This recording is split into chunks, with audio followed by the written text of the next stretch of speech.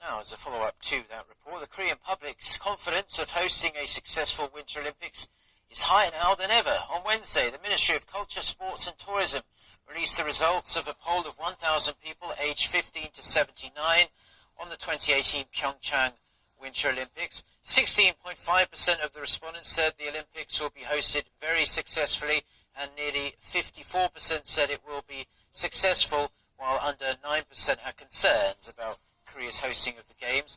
At just over 70%, public confidence is at its highest level yet, and it has been steadily increasing over the past 4 polls. Now, in terms of athletic performance, 71% said that Team Korea will be able to reach its goal of 4th place in the medal standings with 8 gold, 4 silver and 8 bronze.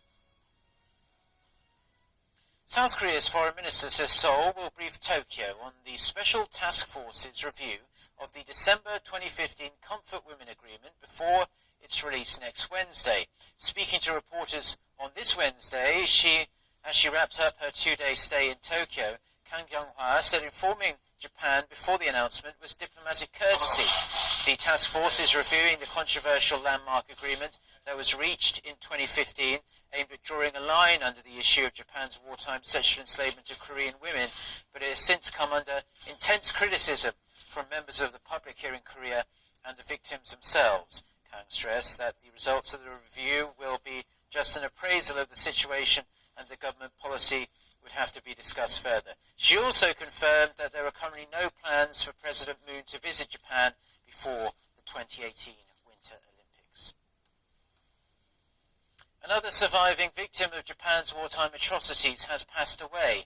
The Korean Council for Women drafted for military sexual service by Japan confirmed that Song Shin-do, who was forced to serve in Japanese military brothels for 7 years during World War II, died of old age on Saturday in Tokyo. She was 95 years old. Song was one of the victims who filed a lawsuit in 1993 seeking an official apology and compensation from the Japanese government, but lost the case at Tokyo's Supreme Court. She is the 8th survivor of the horrific ordeal who passed away this year alone. With the recent loss, there are now only 32 other victims remaining who had registered with the Korean government. And the Korean government has released plans to invest over $100 billion in renewable energy.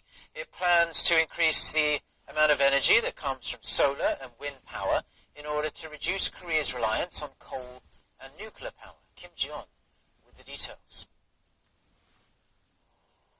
At a meeting held Wednesday, the Ministry of Trade, Industry and Energy unveiled plans to increase renewable energy plants that utilize solar and wind power. The ministry says they'll inject more than $100 billion into renewable energy between now and 2030 and increase the number of renewable energy power plants to produce 48.7 gigawatts of electricity, equivalent to around 35 nuclear power plants.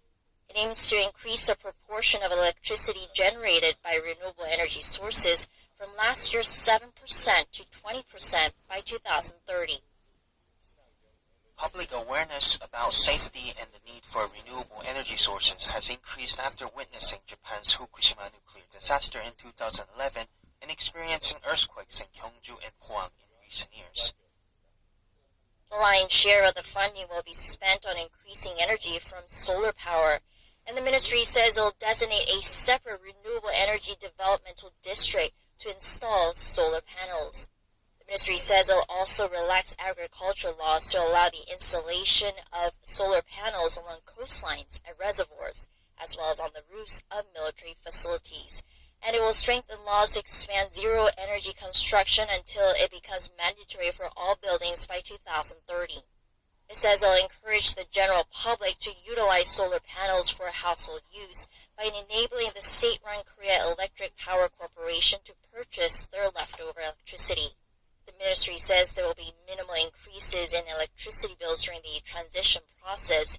It expects electricity bills to increase by 1.3% in 2022, and it expects a near 11% increase by 2030.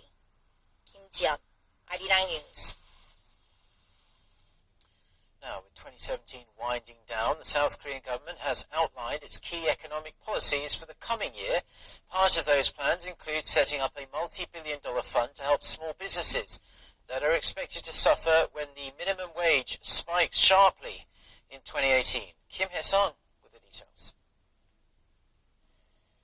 At an economic-related ministers' meeting on Wednesday, Finance Minister Kim Dong-yeon said that while Korea is set to post solid economic growth of 3% this year, it faces challenges, particularly in terms of job growth.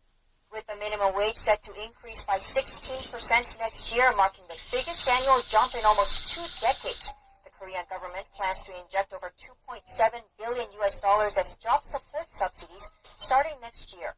The Finance Ministry said it will directly fund small businesses employing fewer than 30 people to cope with the spike in labor costs. It's also looking into expanding earned income tax credit as an indirect way of supporting low-income households. As part of measures to create more jobs, the Health Ministry says it'll support bio, medical, and cosmetic industries to come up with new products and export up to $21 billion in related goods by 2022. The ministers also touched on health insurance policies, promising to expand coverage that's backed by feasible financing measures. The finance minister added that the government will fine-tune details and unveil its economic policy roadmap for 2018 next week. It'll include plans on 3 key areas: jobs, innovative growth, and tackling the low fertility rate. Kim Hye-sung, Arirang News.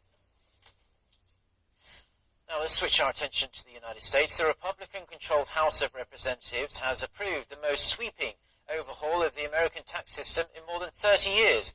The vote, largely along party lines, was 227 to 203, bringing President Trump one step closer to achieving a major legislative accomplishment after a year of congressional stumbles and some non-starters as well.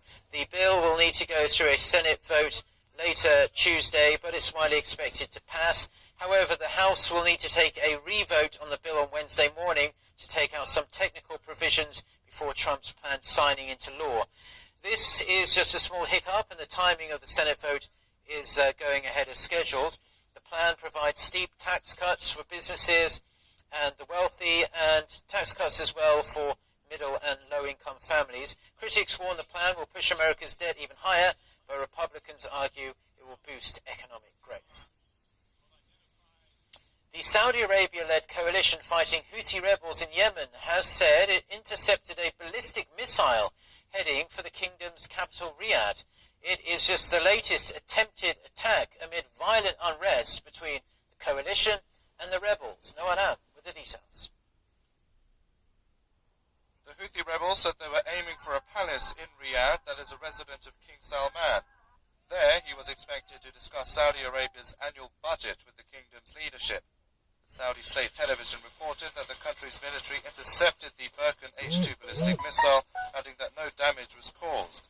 It is not the first time this has happened, as a missile of the same type came close to hitting Riyadh's King Khalid International Airport early last month. The rebels have been at war with Yemen's government and the Saudi-led coalition since March 2015. The Houthis are saying the launch was, quote, in response to the heinous crimes committed by the US-Saudi aggression against the people of Yemen. The UN's human rights body says at least 136 civilians have died in Saudi-led coalition airstrikes on rebel-held areas. The conflict and a coalition blockade has also left more than 20 million people in need of humanitarian aid. The US, which backs the coalition's military campaign in Yemen, accused Iran, Saudi's regional rival, of providing the missile to the rebels. The coalition is making the same accusation for Monday's attempted attack, but Tehran has strongly denied arming the Houthis. Noaram, Arirang News.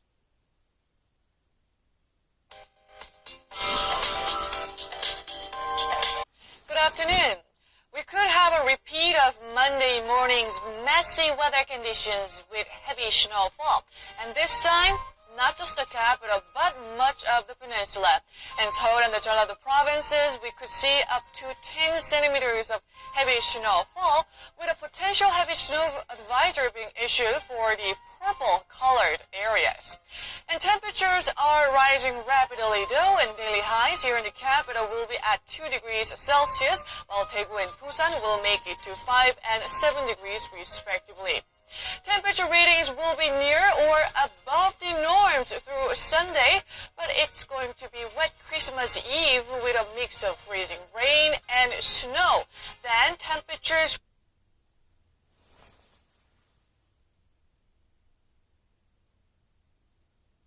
And as for the rest of Asia, India's capital is blanketed with toxic smog, while those in Beijing will also see air getting dustier as the day goes on.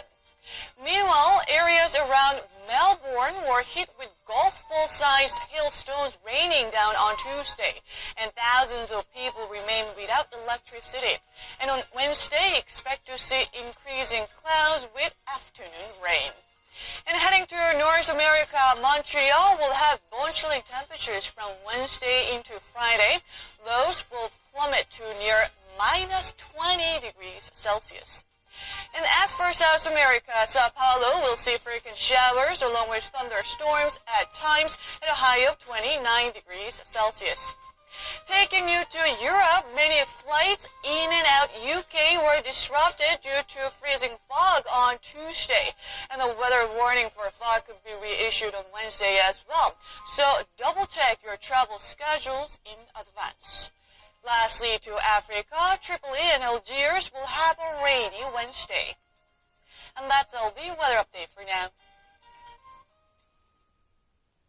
Those are the stories we are following on this Wednesday afternoon here in Seoul. For more of the latest, don't forget to check out the website arirang.com/news. Have a great rest of the day. Goodbye.